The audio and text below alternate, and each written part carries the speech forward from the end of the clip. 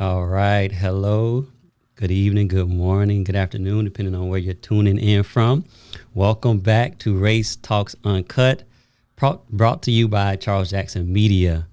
Come and join the conversation as we reach across racial differences by tackling those topics and embracing diverse cultures that make us who we are as a human race, but also as Americans. I'm your host, Charles Jackson II.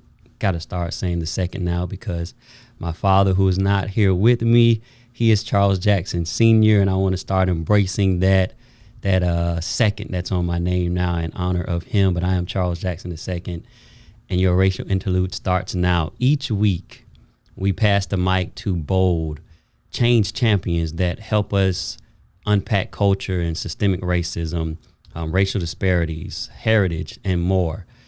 We are all one race. There's no denying we have differences, but our differences should not divide us. We should not attack, shun, and downright hate one another because of those differences. Rather, embrace and celebrate them. This week adds another layer to our culture cloth. Today, I'm honored to sit down with professor and author Julian Waddell in a show I've titled Before the Massacre, Tales from the Greenwood District. And you will see why in a second I gave the show that title. But first, I want to talk about our guest that will be with us next week, because we want you to tune in next week as we continue this series. Next week, we're going to have with us Michelle Reyes. She's a speaker, author. She is a person who is going to talk to us about those small changes that we can make right now during this time that will lead to lasting connections across our culture, right? Which is really important. Is based on her book, Becoming All Things. And so we are excited for that discussion. But as I said, tonight, Julian Waddell, author and professor, a thought leader in cybersecurity and a seasoned startup strategist with a vast array of experience in both fields. He's a gifted storyteller with a passion for learning little known history facts. And he is here to share with us tonight about his book that I mentioned to you all last week, Tales from the Greenwood District, a peek into Black Wall Street before the massacre. And so I'm really excited that he said yes. And I want to go ahead and bring our guest to the.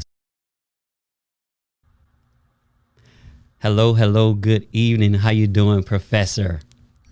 Good evening. How are you? I'm I'm honored to be doing on your very show. well. I'm honored to have you. I'm honored that you accepted our invitation. I know you've been extremely busy with travel and a book launch, which we will get into here in a second.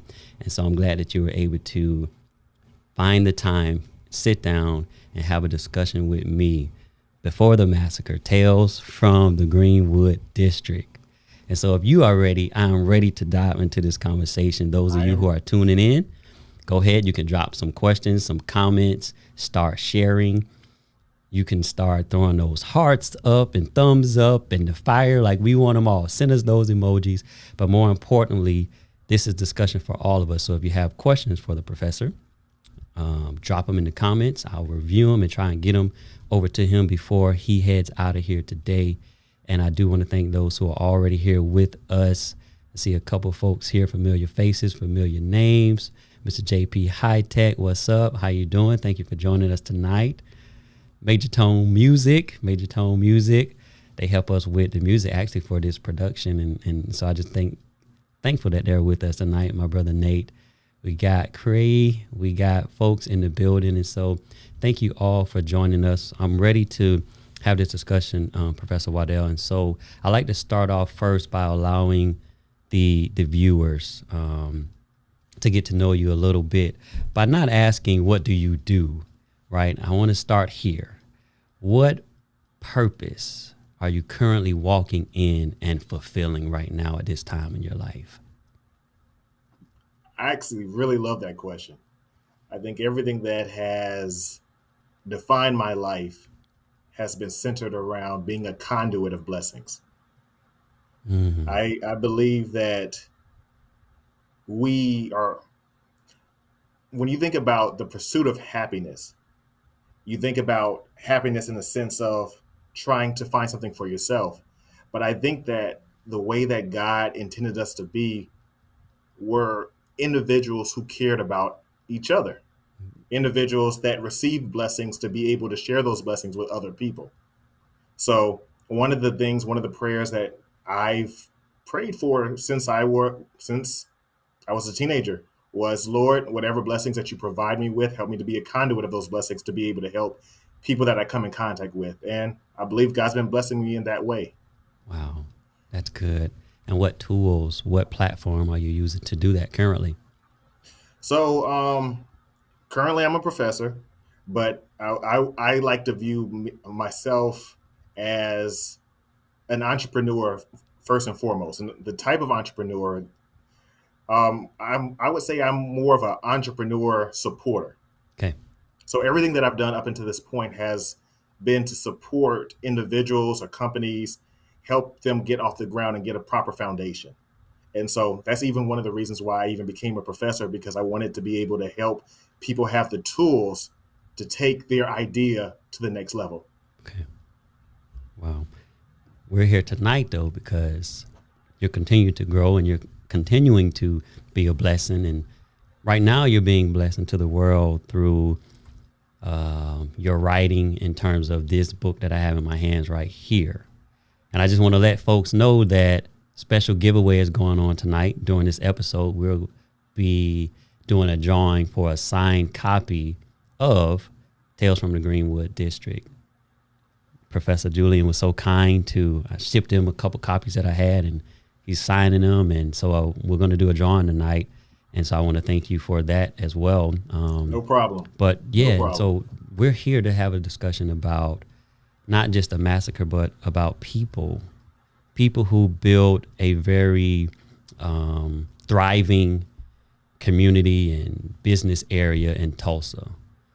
And so first, before we unpack, the stuff that's in your book, for folks who might not know, what was the Tulsa Massacre in your mind, or just from a historical standpoint? What was it? I define the Tulsa Massacre as a series of events that stemmed from jealousy. Okay. So which a lot of people would focus on when they're talking about the Tulsa Race Massacre, you would hear the story of this individual named Dick Rowland. So Mm-hmm. Dick Rowland, he worked as a shoe shiner, and this was on May 30th, 1921. He needed to use the restroom, and the only way to go to the segregated restroom was to go via an elevator. Okay. So he gets on this elevator, and there's an elevator operator by the name of Sarah Page. Now, there's a lot of different versions of that story, but the main version is that he possibly tripped up and startled Sarah Page. And Sarah Page yelled, and that yell is what caused people to say that Dick Rowland attacked her. Okay. Now, of course, historically, if you are accused in that time frame, African American is accused of assaulting a Caucasian woman, or even looking at it, or looking, or being even accused, if Yep. of whistling Yeah. at Yeah. a Caucasian woman, is like that's problematic. But one of the things that you will find interesting is that she did not press charges. She didn't say that he assaulted her. Mm. He wasn't arrested until the next day, Okay. on May 31st. Now, keep this in mind. There was a newspaper article at the same time, and that newspaper article said, "We must nab Negro that assaulted this woman." And it was alluded that this person needed to be lynched. That whole situation came to a boiling point outside of the courthouse where Dick Rowland was arrested. He was in jail waiting for trial to try to figure out what happened. Keep in mind, like I said, Sarah Page did not press charges. She said he did not assault me, but there was a huge white mob that was outside of the prison that wanted to lynch Dick Rowland. Oh. Now, in that, you would see historically, if you think about that time frame, the Red Summer of 1919, you will see a lot of instances of racial violence that happened. Yeah. But the interesting thing in this area that I want you to know is that I think maybe even a year earlier, a white person was lynched in Tulsa. So we have these African Americans that said, okay, they were willing to lynch a white person here. We cannot let if they're going to lynch this white person that was in police custody, then you can only imagine what's going to happen to Dick Rowland. Absolutely. So these black individuals, which were also World War I vets, some of them, they came and said, we're not going to let this happen. So they went up to the courthouse as well, and they said, you know what, we're here to make sure that nothing happens to Dick Rowland. Once that happens, you see the white mob, you see the black mob. It's not, I wouldn't say the black mob, but the black group. And they're there, they show up. And they're there to make sure nothing happens. So once it gets to that point, I think it was the sheriff at that time, sheriff convinced the black group they did not need any assistance. To dissipate. Yes. Like, y'all just going to make it worse by being here. Basically, y'all guns. That's what was implied. So, but the black group they complied. Yes, they complied. On the white side, there was I guess a thought process that how dare these individuals come here, think they're going to do something, and this one person addresses a black person. This white person addresses a black person, asking him, "What are you going to do with that gun?" in a disrespectful manner. Okay. And the black person, which was a World War I vet, his name was Obie Mann. He says, I'm going to do what I have to do if necessary. A back and forth ensued. A gunshot went out, and then all hell breaks loose. Wow. That's all that was needed from that point to set off the powder keg. And from that point, that's how the massacre started. Wow. So you have this district, Greenwood, where it was even called Black Wall Street at one point. Yes. Right? This is the area that this is taking place. The massacre is taking place in this area. And it wasn't just that they killed black people. They were burning buildings, and there was looting and all of that in this area. Yes. What lit the fire then? Because it wasn't the allegations about the rape or the assault. Because one, you say Page didn't press charges, but it was like it was already brewing. And I have my speculations as to why, but I'll be interested. Why do you think that, to me, this was just an opportunity to do something that they wanted to do all along? What really lit the Greenwood District on fire? As I mentioned earlier, when I mentioned jealousy, the reason why I am alluding to that part, I want you to go a little bit back in regards historically, go just a little bit further back. So during that same time frame, you're going to notice that this is also during the time frame of the Spanish flu. Okay.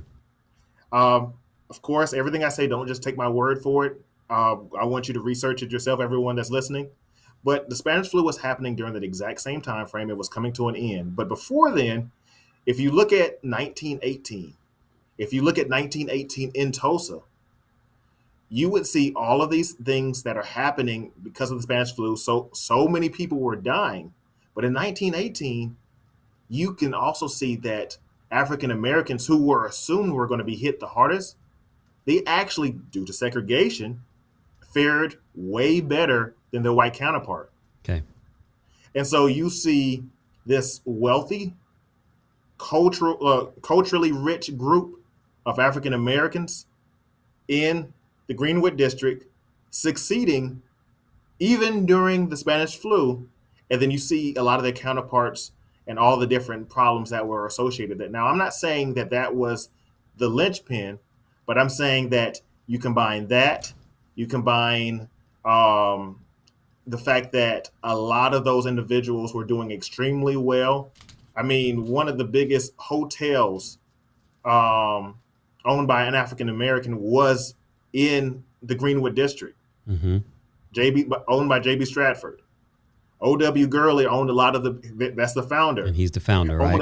Owned a lot of the buildings there. I mean, people were extremely successful there. So you see, even with the jealousy and all these different things, all these different elements that are in play, and toward the Greenwood District, and you can see the fact that there was a lot of looting that took place during the massacre. It was more than just, I'm going to do this as a defense of this person who was right allegedly assaulted. Yeah. I mean, there was bombings.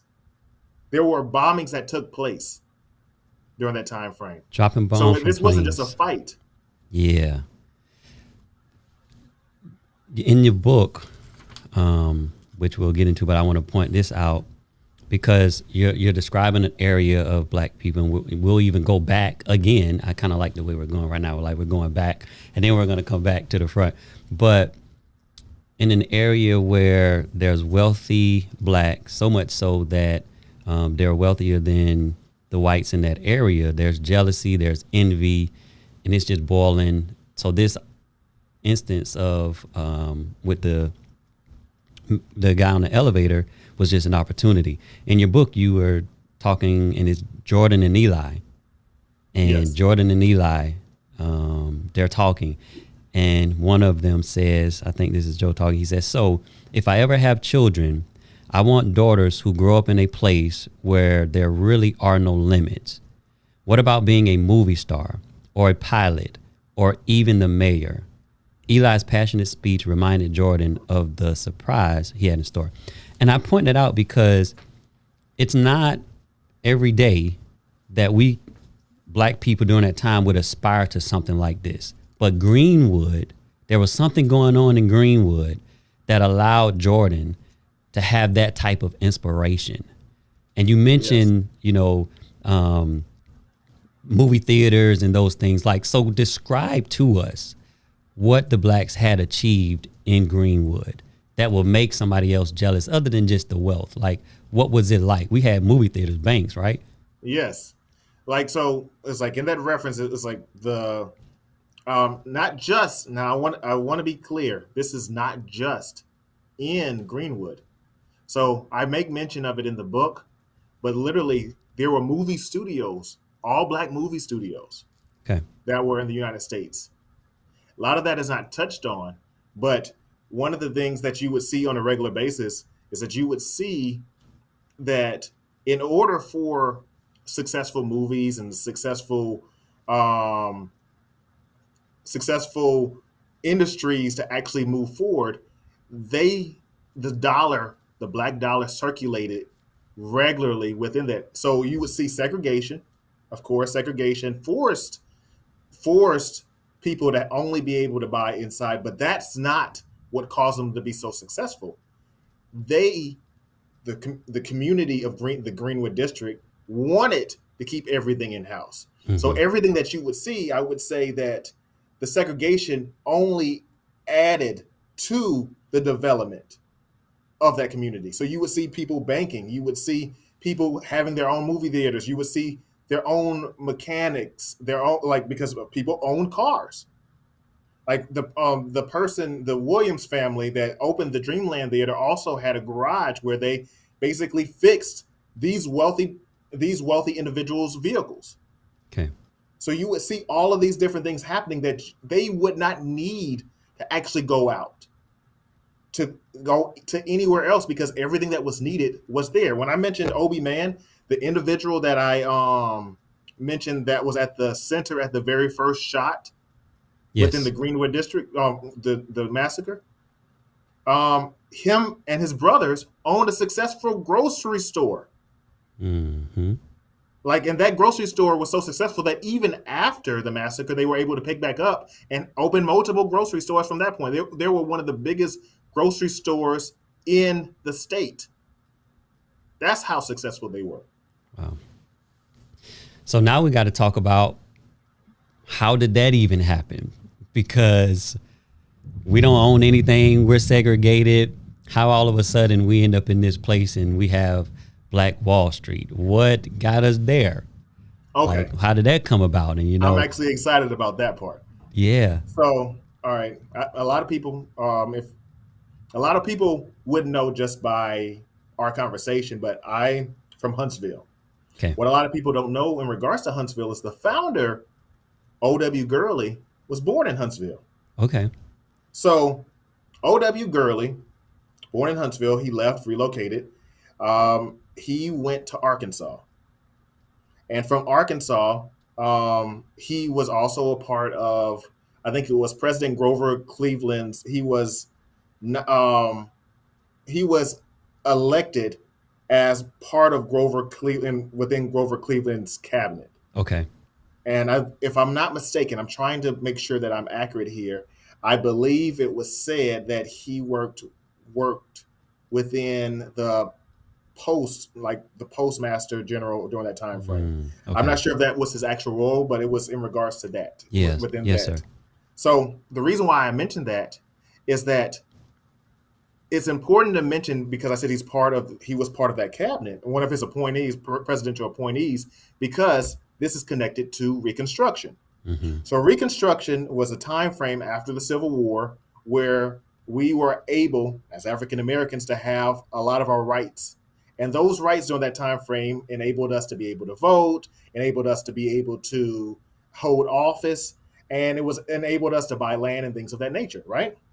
So during that time frame, in Oklahoma, O.W. Gurley heard about the land runs in Indian Territory. That's what Oklahoma was called before it was Oklahoma. It was called Indian Territory because the 5 tribes, due to a lot of racist things that happened in America, they were relocated to Oklahoma. The Trail of Tears, right? Yes. The Trail of Tears. They're relocated to Oklahoma, and then there's the land runs. And O.W. Gurley. And is it correct that those Native Americans had blacks within their midst as slaves and then ultimately some freedmen, right? That's how, okay. Yes. So here's the interesting thing, right? So those Native Americans, they did have slaves. And when they came to Oklahoma, this is after the Civil War. They had to, of course, free their slaves. Free them. And it happened to be at the right time because they were getting this land allocation. The African Americans were able to take advantage of being able to get land as well. Wow. We always hear about the 40 acres and the mule, but of course, as a whole, we were unable to take advantage of it. But if you look at during that time frame, the freedmen that were slaves of these Native Americans were able to get land in Oklahoma. So going back to O.W. Gurley, he goes from Arkansas to Oklahoma, participates in land runs, but eventually he makes his way to Tulsa. Okay. Once he gets to Tulsa, he establishes the Greenwood District there. And him, along with J.B. Stratford, those are the 2 successful people that were the foundational pieces, or those people were part of the foundational pieces of the Greenwood District. They were able to build from there. And people like O.W. Gurley, J.B. Stratford, the Williams family, they created this area. But the reason why it's so important, it wasn't just, oh man, we're just going to do this. An additional thing that you need to realize is Oklahoma was rich with oil. It was an oil state. Before 1915, I believe they produced 25% of the oil in the United States. Wow. And so you're seeing these individuals, these black individuals with this land, and they're utilizing this oil. And basically, they're supporting this oil city, and they're creating the economy. It wasn't that they needed to create more places to support the oil derricks. they decided, I'm going to create the hotels. Mm-hmm. I'm going to create the places where people can stay. Where they can I'm going to stay. create the whole environment for them to be able to support this type of industry. And Wow. that's what they did. So in putting together the infrastructure to support that industry, they built this thriving place, and it became it was called by, and you can tell me who it was that called it Black Wall Street first, but was it Booker T. Roosevelt? Washington. Washington called it Yes. Negro Wall Street. Negro Wall Street, right? And so, yeah, they had to get a lot of attention, and I think it was important to point out the fact that land ownership was involved, the oil was involved, and these individuals were now providing a service, right? Blacks providing a service, restaurants and banking and lodging and the things that you talked about. Yes. And it's thriving and it's doing well. And so the jealousy is there. Now we have that incident coming back to May 30th and 31st, as you described earlier, with Dick, who was a shoe shiner, right? He's a shoe shiner. He has that incident. And so now this mob, they seize an opportunity. They seize an opportunity, and things begin to unfold from there. During that time, I read that the deputy, or the sheriff, I'm sorry, was deputizing the white men.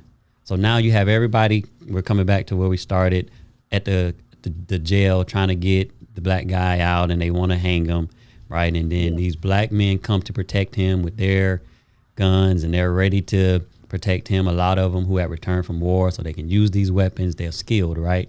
Sheriff tells them to dissipate. They roll off. I guess he thinks he doesn't have enough of his own men to control what's going on, so he starts to deputize these white men. I'm assuming from the mob, or was it other just men in the area?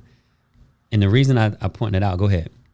No. I'll continue. The reason I point that out and want you to talk about that is because Walter White, who was deputized, but he's black. Yes. I read about Walter White, where he gets in line with these white men getting sworn in as deputy sheriffs, and he could pass for a white guy with his skin and his blue eyes. And after he gets deputized, one of the white men leans over to him and says, now you can go and kill any N-word you want to legally without any problems. Yes. And so what type of people was he deputizing the sheriff? Like, was it from the mob or? Now keep this in mind. So I'm going to answer your question, but I want to also add some additional layers to this. Okay. Yeah. Now you have to understand why the deputization was necessary. Okay. Or why they felt it was necessary. So, like I said before, these were World War I veterans that came back. Now, they went to war because they felt that by going to war, W.B. Du Bois basically wrote that his initial views was we as African Americans should join the war effort and fight alongside our white brothers to basically defend our nation. He wrote that first. That encouraged a lot of black people to go over there to fight because they felt that by doing this, and even W.B. Du Bois at that point felt that by doing this, it would show that we are part of this country as well, and we're proving it by supporting the war effort, right? Yes. So they go over there, they come back, and they're treated horribly once they come back. They're coming back. Now, keep in mind, these black soldiers, they had this thought that by providing this type of support, they would be finally respected. They would probably get what they deserve, and they would come home heroes. They come home, they're not treated as heroes, as we all know, and some of these individuals across the United States are saying, you know what, I'm not going to take this crap when I get back. Matter of fact, there's an instance in 1919 where there's another riot where you would see these World War I vets say, you know what, not today, and they fight back. So in Tulsa, World War I vets come, they're there to defend, and when the fighting starts, there are more white individuals than black individuals. And the death toll starts at 13 deaths. Of those 13 deaths, only 3 of them were black, 10 of them were white. And it's because these African Americans were soldiers. They knew exactly what to do. So you would see during this time frame that they're defending themselves, and they decide, you know what, we need to call in the National Guard. They call in the National Guard. The National Guard is there to basically defend. And who are they? I mean, who are they defending? Who are they defending? Yes. So you see the veterans and the black group on this side, and you see them basically making sure that the Greenwood District is safe, and they were holding their own for a long time until you see the National Guard. The National Guard starts detaining people and putting them in detainment camps, detaining black people. And during that same time frame, that's when the deputization started. Okay. So you would see that now the narrative is we need to be able to stop these insurgents, in a nutshell, from basically defending themselves. Right. And so you see now the National Guards basically detaining black people and taking their weapons. And then you see now these groups of newly deputized white individuals now taking law into their own hands as vigilantes. Yeah. Then you also see people flying in planes and bombing the city. So now you've taken away the defense and putting them in the entertainment camps.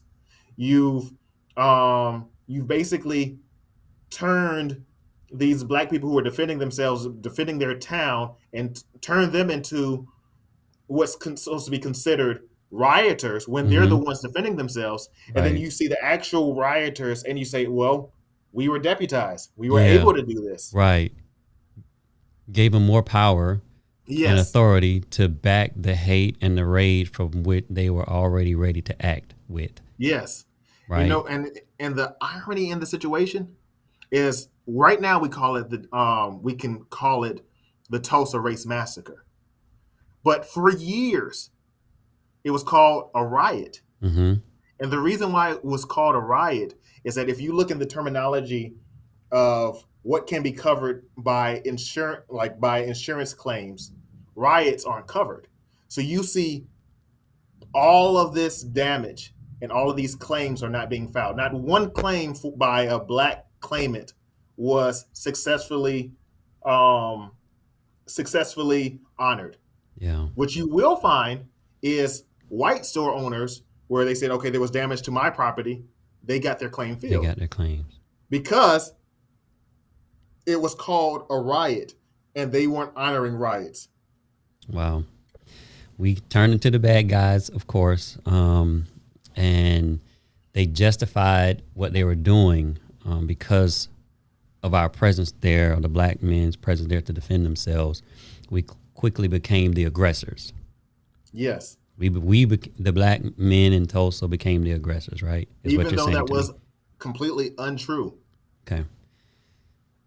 So that happens. The city is now just being torn apart with the looting, the rioting. They're burning buildings.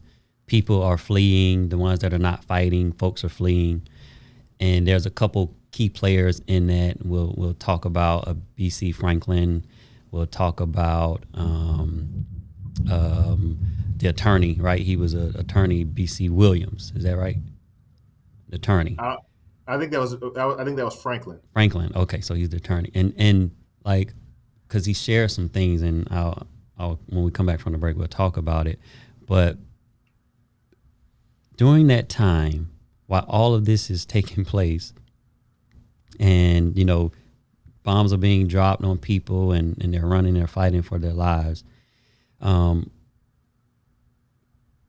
Would you say, as you were reading and kind of doing your research for your book and those individuals, that prior to that day, there was, how can I ask this? Was our actions prior to that day something that you feel like fueled us to be able to defend the way we're defending? Like, were they already ready for that? Were they on guard? Were they on edge? Or was this incident kind of, they didn't see it coming? Or do you feel like it was brewing on both sides, or what? Because I don't want to say that blacks weren't like ready for a war either, because we don't think they were, but you didn't get that indication that they were ready for a war. Honestly, this is how I look at it. Contrary to what actually happened, yes, there were a lot of hate on the white side in regards toward the black individuals, but there were also pockets of individuals that commingled without issues. Okay. A lot of the black individuals that weren't business owners worked at some of the white homes. Okay. Matter of fact, there was an instance where one of the world-renowned surgeons was killed, and he was with a white friend of his, and the mob came and killed the surgeon, and his white friend, was literally said, "Do you know what you just did?" So there was outrage on the white side. Let me give you another backstory. Another thing about Dick Rowland, and you can research this as well. So Dick Rowland, where he worked specifically, that building was on the white side of town. That wasn't in the Greenwood District where he worked. That's the reason why it was a segregated elevator and all those different things. A lot of individuals knew Dick Rowland from that building. He shined a lot of people's shoes. And they all vouched for him, saying that does not sound like something Dick would do. And these were white individuals. Yes, there was a store owner that basically claimed that he assaulted Sarah Page, but as you can see, even Sarah Page said that wasn't the case. So when you think about it holistically, yes, of course, a lot of people would always be on edge that something possibly like this could happen. And the reason why I say that is because of the fact that, like I said earlier, they literally lynched a white person a year ago. So the possibility of something like that happening was regular. Matter of fact, W.E.B. Du Bois showed up 3 months earlier because there was someone that was lynched, not in Tulsa, but nearby, and he decided to speak. And what he specifically said when he spoke was, I'm paraphrasing here, okay? He basically said that if the soldiers, we would be cowards and jackasses if, now that the war is over, we don't basically bring every ounce of our brain and brawn to fight a sterner, longer, more unbending battle against the forces of hell in our own land. He was making that reference at the fact that we are still mistreated here. And if you're going to come back here after you're fighting that war, because at this point now, W.B. Du Bois realizes that you can't earn respect that way. Right. So now he's saying, if you're going to come back here, you need to be ready to be able to defend yourself. Right. And so, yes, people here, they were always thinking that there was a possibility. Even when Obi Man, the guy that I mentioned, he came into the movie theater and said, stop the movie, turn on these lights. They're getting ready to lynch one of us. That was something that was all the way seeing what possibly could happen. Yeah. And I asked that because I feel like the mentality is, if it becomes too successful in our hands, it must be destroyed. Yes. And the thing is, I mentioned this earlier, but it's like 1919 is the epitome of this happening across the board. Okay. Red Summer. It was not just in Tulsa. there are so many different instances of racial massacres across the United States whenever they saw something happening. And the reason why it's such a big point to talk about how it was before is because a lot of the times you'll see in discussions, we talk about the massacre, we talk about the trauma, but we aren't discussing how life was before. We're not talking about the successes before. Yeah. So when history tends to forget these massacres, when you see the powers that be make the decision not to place this in schools or learning about our history in schools, you can't even talk about the before when you're eradicating the massacre. So Right. talking about the before is even more important because it needs to show what was lost. Yeah. That's why I think it was so powerful. And you said in the book, author's note, this book is not about Black Wall Street Massacre. I won't be the author of another story that adds to the weight you already feel about the racial trauma most of us navigate each day. I'm going to go into a note from our sponsors, and then we're going to go and have you talk about some of these individuals, these real people that you highlight in your book. Okay. Yeah. Wow. Hello everybody, my name is JP Hatek. I am the founder of Content Creators University, and we are proud to be sponsoring Race Talks Uncut with Charles Jackson.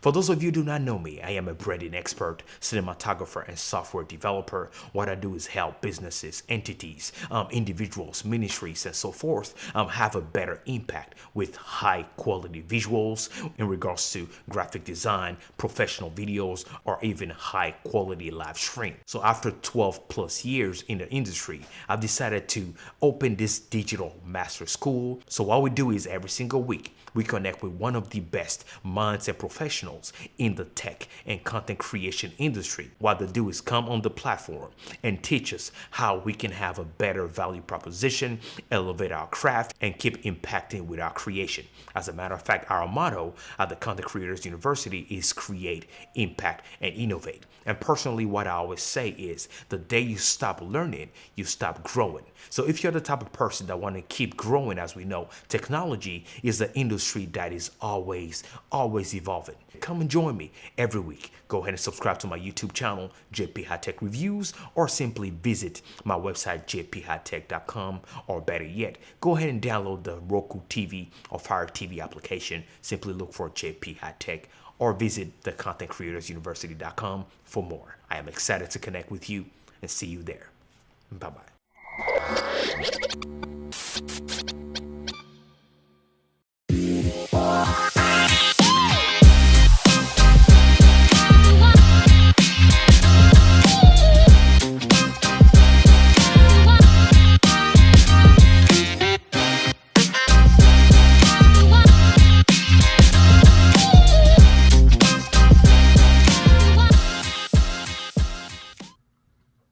All right, so welcome back. If you're just tuning in with us, we have been talking with Professor and author Julian Waddell. He says sometimes it goes by Julian B on social media, but he is talking to us about his book, Tales from the Greenwood District, a peek inside Black Wall Street before the massacre.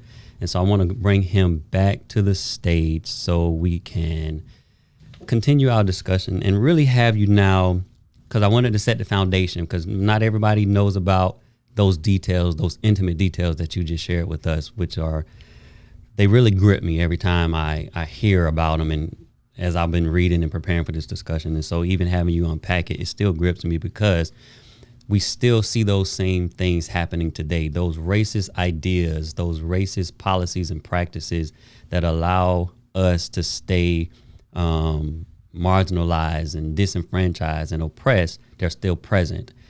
But as you go into your book, as you said, you didn't want this to be about the massacre. One of the individuals I want you to kind of talk about, and I'll allow you to pull from the book whomever you want to highlight, but the first one, because I'm a military veteran, I served in the Marine Corps, and so when I got to the part where you were talking about the gentleman returning from the military, Helton, That really resonated with me. And even talking about post-traumatic stress disorder was formerly called shell shock. So I heard shell shock on the turtles when the turtles would get shell shock. And I was like, wait, shell shock? That's PTSD. So I thought that was pretty cool. But so these gentlemen, as you said, they go to serve because Du Bois thought that may be even a way for us to, I don't want to say get in good graces, but kind of break through some of the barriers that was preventing us from being accepted, right? Not like, oh, master, accept me, but hey, let's show them that we are equal in our ability to be positive contributors to society, I feel like. And that might have been necessary. But Helton, he wrote, we serve just as good as anybody. Now I want these white boys to know that I can serve here, back home, just as well as anybody too. And I share that because I feel like their mindset was, again, to be positive contributors to society, not to take, right? And he even talked about, he's like, I see the need to go and serve the oil, the oil mills and the things that you were talking about. He talked about going there and being a helping hand there. Sometimes we're painted in this image that we're just lazy. We're low down, like, the title of my book, Low Down and Good for Nothing. We don't want to work. We just want to take. But that wasn't the mindset of just Helton. He's just one individual. And so let's talk about him, as you would, and why you highlighted him and his story. For those who don't have the book, you can go ahead now and drop hashtag Race Talks Uncut in the chat. We get entered to win a copy, a signed copy. I'll go ahead and drop that right now. We're doing a giveaway. Why Professor starts to talk about Helton. So the basis of Helton was I wanted to show what the experience was for these individuals who are coming back from war, just wanting to be able to be seen as human. One of the things that it takes a lot. You just mentioned you yourself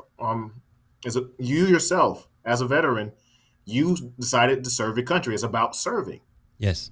And so when I was thinking about Helton, I was thinking like this individual wanted to not only serve his country, but basically show that he was a member of the overall community, that he should be able to I'm not trying to steal or take away from anyone. I am just like you. Mm-hmm. I care about this country just like you. I want this country to succeed. I am going to fight and defend this country just like you.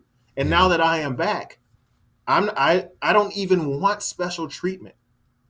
I just want to be treated just like you. I want to mention one thing, and this is one of the things that I didn't mention earlier, but it's important to mention. All right, so I mentioned before about the veterans, right? Yes, sir. When they came up to defend Dick Rowland. Yes. But it wasn't just a veteran.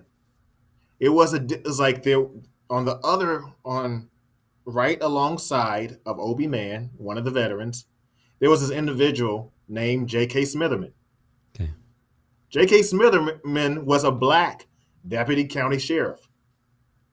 So the reason why they felt it wasn't them basically going there and say, you know what, I'm just going to step out of my lane and I am going to have this vigilante mentality that I am going to defend just for the sake of defending. This was a deputy county sheriff with these veterans that said that we're here to assist the guarding in whatever proper way. And so when they're being turned away, they're not being turned away in anger. There was a mutual respect there that says, okay, I respect what you're saying, and I walk away because I am upholding the law. So now transitioning back to the mindset and thought process of the veteran. The veteran comes, the veteran is here, and you look at not just in this time frame, but all the way through history, you see these individuals that serve their country, and they come back a lot of the time to these thankless environments. And so what you would see or what you would hear a lot of the times is that, man, we need to support our troops. We need to do all these different things. But how are we going about actually supporting them? And so I wanted to be able to create an embodiment of that at the core of this character. Mm, wow. Which you did. Like everything that you wrote, it did. It captured that. Like I felt like from top to bottom, I'm not saying anybody is perfect, he was there to serve on both fronts. And proudly, regardless of the ill treatment that he received when he got back. But even talking about some of the skills, and maybe you can talk about that, because you said we were sewing, we were cooking, we were working in the chaplaincy. Like they were learning skills that then they brought back, wanting to apply to the community. Yes. Now, keep in mind that when these soldiers were part of the war effort, it was concluded early on that these Black individuals shouldn't be part of the fighting force. Okay. And so they had to learn all these additional skills that were providing support to the soldiers. Now, keep in mind, basically the job that they didn't want to do. Yes. Now, keep in mind, these soldiers ended up, if this is in World War One, a lot of these soldiers became part of the 92nd Infantry, and they fought in one of the biggest offensives during World War One. And the Black infantry, which they were called the Buffalo Soldiers, they were such a pivotal force that these people who were meant to just take on these ancillary roles, they were they had such an impact to the war effort during that time frame that it can be said that they helped turn the tide in the war. There's literally an individual. His nickname was called Black Death. When you think of the description of Black Death, it's like, what do you have in mind? How do you physically imagine this guy? I'm thinking he's a big Black guy that was like just killing it on the battlefield. 5'4", 130 pounds. The complete killed opposite. 25 people. Like literally, it's like, so it was these people that had no, like, they would not be considered the soldier. It's like I make a joke. I like, that's the true Captain America right there. But it's like it was these individuals, and they were so dedicated to the cause because they love their country. He's one of the individuals, when I mentioned Black Death, he's actually one of the first people that got a Medal of Valor. Okay. And so I wanted to be able to show in its entirety the experiences of these individuals who fought so hard in defense of this country. Yeah. Just to come home to not only be treated bad as a veteran, but treated bad as an individual, as a human, as a man, because of the color of their skin. Yeah. I've served my community. I served the country. I've served in the marketplace, many ways. And one thing I noticed that when I have my uniform on, there's a certain level of respect that I would get. People would buy me meals. They might even open the door. But the moment that the uniform came off, those gestures, those kind words, they change. They don't speak to you. You get the looks. It's the complete opposite. And so that taught me that it wasn't necessarily me that they respected, more so the uniform, right? As a Marine. But at the end of the day, I'm still a Black man, and I can't escape that notion that to some, I'm less than them. And they need to fear me for whatever reasons, whether it's media, portrayals, history has portrayed us, all of those things that go into it. That's what I have to live with every day, no matter how much education I get. And so I think about those in the Greenwood District who, they couldn't escape. Their wealth couldn't buy them any freedom. Serving couldn't buy them that type of freedom. They still had to fear. And the fact that they were becoming successful, to me, put a bigger target on their backs. Can we talk about real quick Julius and Marie? Okay. And you can tell us who they are. I'll let you tell us who they are, and then I'll pull this quote that I really like. All right, so the characters of Julius and Marie, it was a grandmother and her grandson. Okay.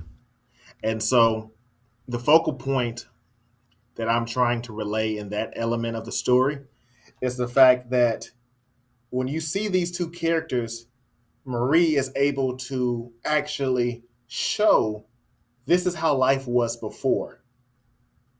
But because we're within this enclave, this is how life can be. You can see the success, you can see what we can do. I may have come from the environment that was connected to slavery, but you, Julius, my grandson, you can grow to create big things like O.W. Gurley did, or Yeah. you can be just like Booker T. Washington, or you can be just like um, any other successful Black individual that's here. You can actually see what it truly means to be a success because we've created that environment for you. So that whole story is an exposition and a tour of the Black Wall Street shown through the eyes of a grandmother talking about the potential that she sees in her grandson. Yeah, that was another one of my favorite spots. That highlight there as well. You said something in it. You wrote, "Baby, you see that movie theater over there?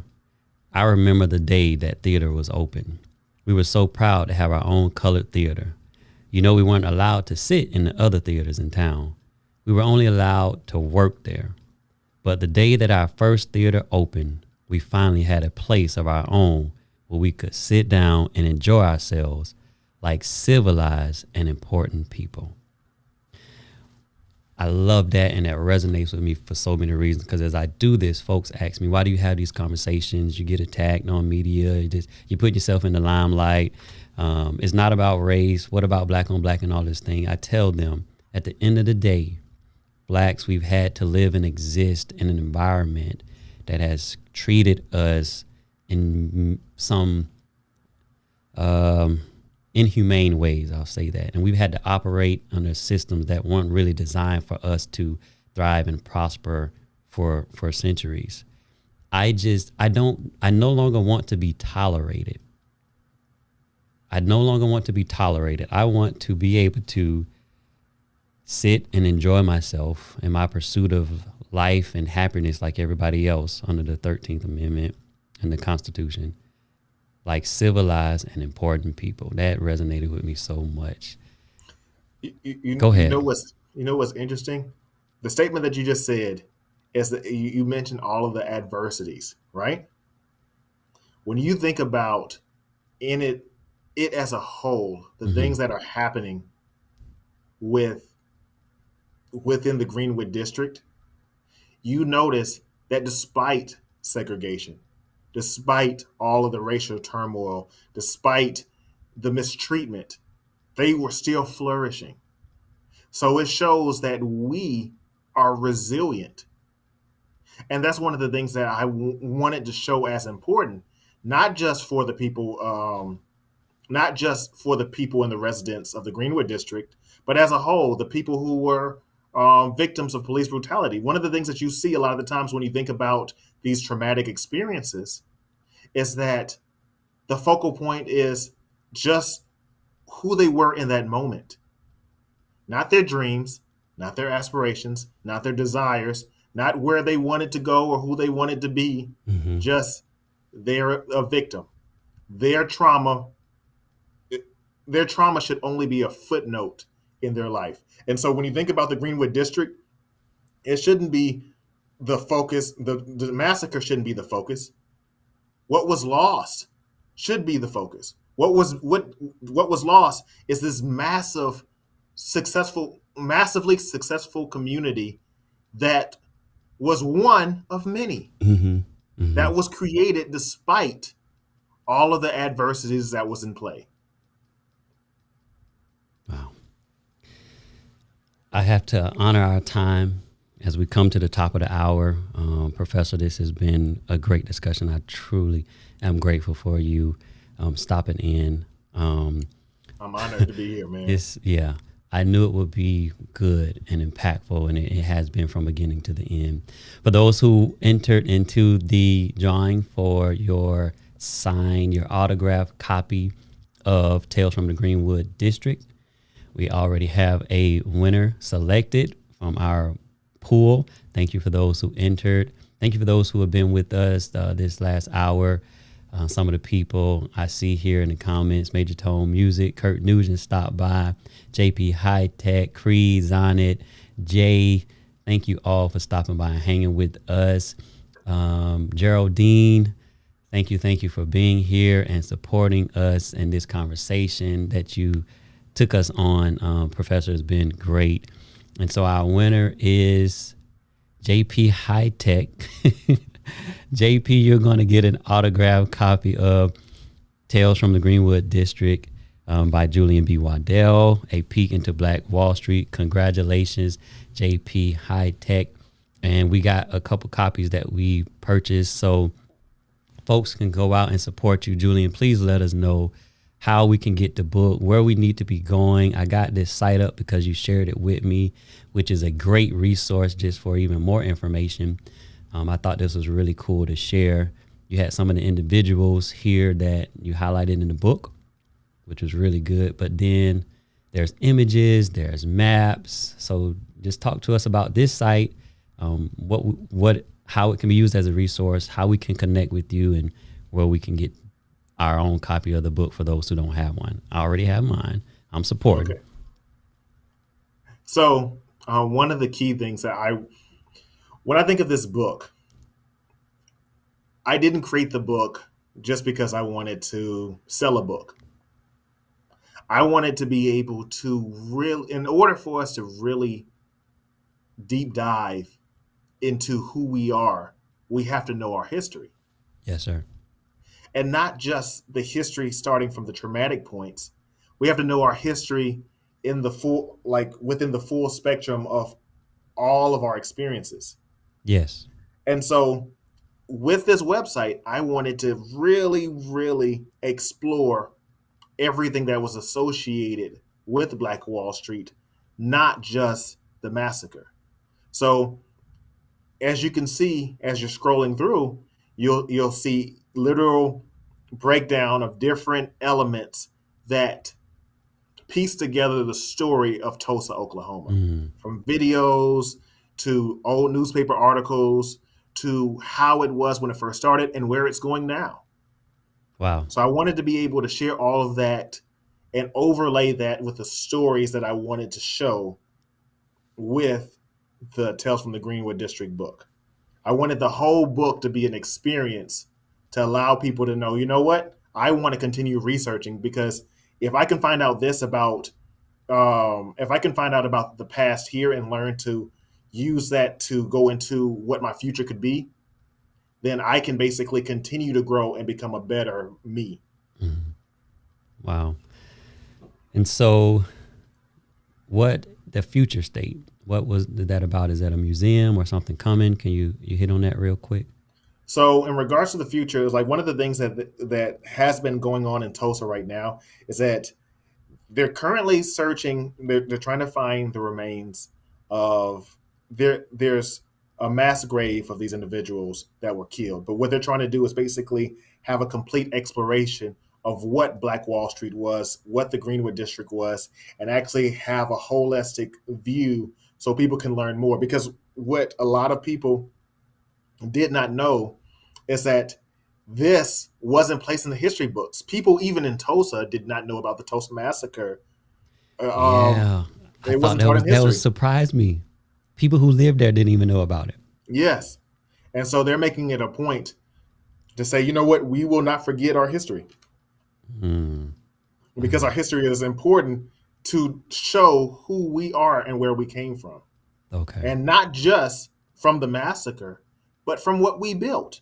Yeah. Yeah. And so how can we connect with you on social? Can we find you? So I'm on LinkedIn. I'm also on Instagram. Everything is associated at Ideal Wingman. So if you're on LinkedIn, it's LinkedIn /IN /Ideal Wingman. or at Ideal Wingman on Instagram or Twitter. And when it comes to buying the book, it's everywhere books are sold, but of course you can go straight to Amazon. Yeah. And you can see the ebook as well as the actual book. And right now I'm also currently, and this is going to happen sometime this year, I want to also release a hardcover colored version. The reason why I originally, and I want to say this just to be really, really quick, the reason why I wanted to put it out, and I'm not sure if I can show any pictures, but if we had any pictures of the images within the book, I wanted to give off the effect of the images starting to disintegrate. So I specifically chose it to be designed in that way to show that these stories, if we don't focus on remembering these stories, they're going to disintegrate and it's going to be forgotten. So in every single one of the pictures that you see in the book, you'll see this disintegration effect of these stories, of it being forgotten. That's what you're talking about, sir? Yes. And as you can see there, you can see like the images starting to fade away. And that's what I wanted to show. And it's to symbolize that these stories that happened before the massacre are pivotal.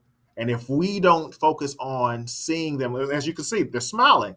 If you don't focus on seeing the before, seeing what they built, seeing what was created, it'll be forgotten. And the only thing that's left would be the trauma. And even the trauma tends to be erased, as you can see now with people trying to remove things like critical race theory from the school systems. Professor, thank you so much for this discussion. I can't wait to connect again.